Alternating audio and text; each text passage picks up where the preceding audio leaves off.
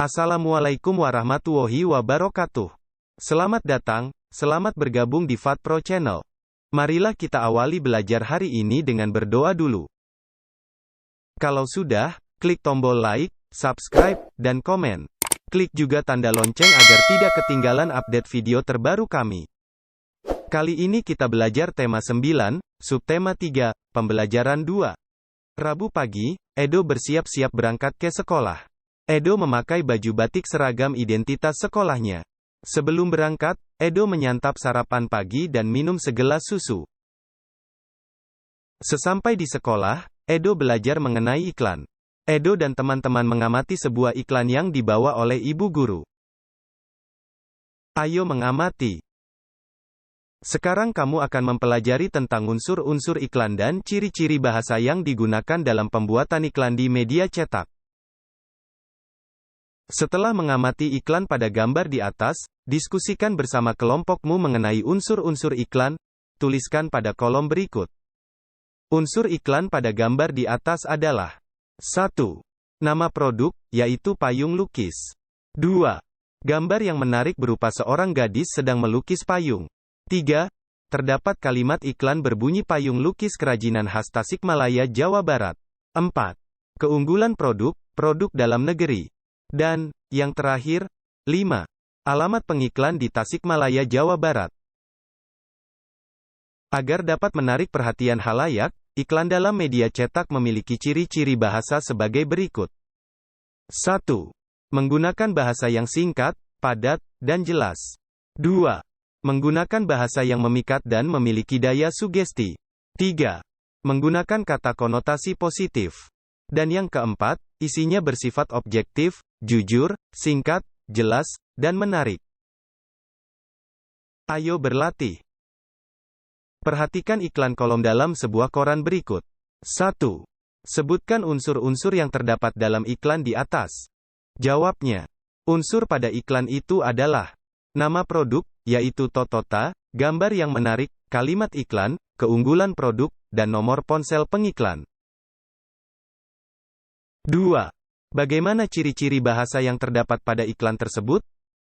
Jawabnya, ciri-ciri bahasa pada iklan baris tersebut adalah menggunakan bahasa yang singkat, padat, dan jelas. 3. Buatlah gambar atau visual tentang kesimpulan isi teks paparan iklan di atas. Berikut ini hanya contoh visualnya, berupa gambar iklan mobil disertai kalimat iklan, yaitu Totayo termurah plus hadiah spesial, disertai nomor telepon pengiklan. Kalian bisa membuatnya sesuai kreasi kalian. Saat ibu kantin membuat teh manis untuk Edo, berarti ibu kantin membuat suatu campuran. Campuran yang dibuat oleh ibu kantinnya itu campuran antara gula pasir dan air teh sebagai pelarut. Kamu juga dapat membuat campuran sendiri. Misalnya, saat kamu membuat susu, kamu akan mencampurkan susu dengan air. Saat kamu membuatkan kopi untuk ayahmu, kamu akan mencampurkan kopi, gula, dan air. Pada dasarnya, suatu campuran dapat berupa unsur dengan unsur ataupun unsur dengan senyawa. Ada dua macam campuran, yaitu campuran homogen dan campuran heterogen. Coba amati segelas air gula. Gula tercampur sempurna dengan air sehingga campuran antara gula dengan air tampak jernih. Berarti dalam hal ini gula tercampur rata dengan air. Termasuk campuran apakah peristiwa ini? Berikan penjelasannya. Jawabnya. Campuran gula dan air termasuk campuran homogen. Campuran homogen juga disebut dengan larutan. Jadi dalam larutan gula tersebut terdapat dua penyusun larutan, yaitu air sebagai pelarut dan gula sebagai zat terlarut. Cobalah amati segelas air yang di dalamnya terdapat pasir. Apakah pasir dapat larut dengan sempurna sehingga larutan terlihat jernih? Tentu tidak, bukan? Termasuk campuran apakah peristiwa ini? Jawabnya, campuran pasir dengan air termasuk campuran heterogen. Pasir tidak dapat larut dengan sempurna dalam air. Campuran heterogen adalah campuran yang zat-zat penyusunnya bercampur secara tidak merata dan campuran ini tiap-tiap bagian tidak sama susunannya. Sahabat pintar, seni rupa daerah memiliki suatu ciri khas dari latar belakang sejarah suatu wilayah. Seni rupa daerah memiliki perbedaan dengan karya seni daerah lain. Karya seni rupa daerah dipengaruhi oleh corak seni tradisional. Karya seni rupa dua dimensi berupa karya tekstil, misalnya kain batik, kain tenun, dan kain songket. Karya seni rupa tiga dimensi, contohnya ukiran kayu, keramik, dan patung. Karya seni daerah bercorak tradisional, bersifat turun-temurun. Masyarakat di pesisir pantai, lebih didominasi dengan seni rupa bermotif ikan, gelombang laut, karang, dan kapal.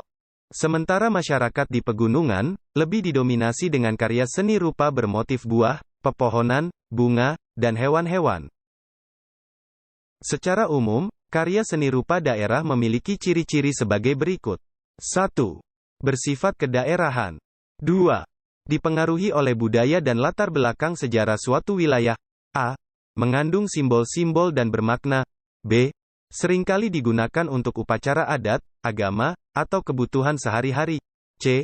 Dibuat dari bahan alam yang berasal dari lingkungan. 3. Corak dan motifnya dipengaruhi oleh kondisi fisik atau geografi suatu daerah, dipengaruhi juga oleh corak seni tradisional masyarakat setempat. Fungsi karya seni rupa daerah dibedakan menjadi fungsi individual dan fungsi sosial. Fungsi individual, karya seni rupa sebagai media untuk mengekspresikan jiwa, emosi dan mencerminkan segala sesuatu, baik suka, duka, dan marah. Selain itu, karya seni juga sebagai media mengekspresikan cita-cita, pandangan hidup, watak, bentuk, corak bahan, dan juga teknik. Sedangkan fungsi sosial karya seni rupa, sebagai media pendidikan, sebagai media hiburan atau refreshing, sebagai media komunikasi, dan sebagai media keagamaan. Berdasarkan jenisnya, seni rupa daerah terbagi menjadi dua, yaitu seni murni dan seni terapan. Seni rupa murni adalah karya seni rupa yang mengutamakan segi keindahan tanpa memperhatikan fungsi. Contohnya lukisan dan patung. Yang kedua, seni rupa terapan. Seni rupa terapan adalah karya seni rupa yang mengutamakan fungsi, namun tetap memperhatikan segi keindahan. Contohnya batik, ukiran kayu, gerabah, dan lain-lain. 1. Sebutkan berbagai jenis karya seni rupa daerah di Indonesia yang kamu ketahui. Jawabnya, jenis karya seni rupa daerah di Indonesia terdiri dari seni rupa murni dan seni rupa terapan. 2. Sebutkan ciri-ciri umum karya seni rupa daerah. Jawabnya, mempunyai sifat kedaerahan. Telah dipengaruhi oleh budaya dan latar belakang dari sejarah suatu daerah. Corak serta motifnya dipengaruhi oleh kondisi fisik atau geografi suatu daerah, serta dipengaruhi oleh corak seni tradisional masyarakat sekitar atau setempat. 3. Sebutkan dua macam seni rupa berdasarkan jenisnya. Jawabnya, berdasarkan jenisnya, seni rupa terbagi atas dua jenis, yaitu seni murni dan seni terapan. 4. Sebutkan 3 contoh seni rupa terapan yang ada di sekitar daerahmu. Jawabnya, contoh seni terapan, misalnya batik, gerabah, ukiran, dan patung. 5. Sebutkan fungsi karya seni rupa daerah. Jawabnya, A. Fungsi individual. Sebagai media untuk mengekspresikan jiwa, emosi, dan mencerminkan segala sesuatu baik suka, duka, marah, serta pandangan hidup, watak, bentuk, corak bahan dan juga teknik yang tercermin melalui karya seni. B. Fungsi sosial. Sebagai media pendidikan, media hiburan, media komunikasi, dan media keagamaan.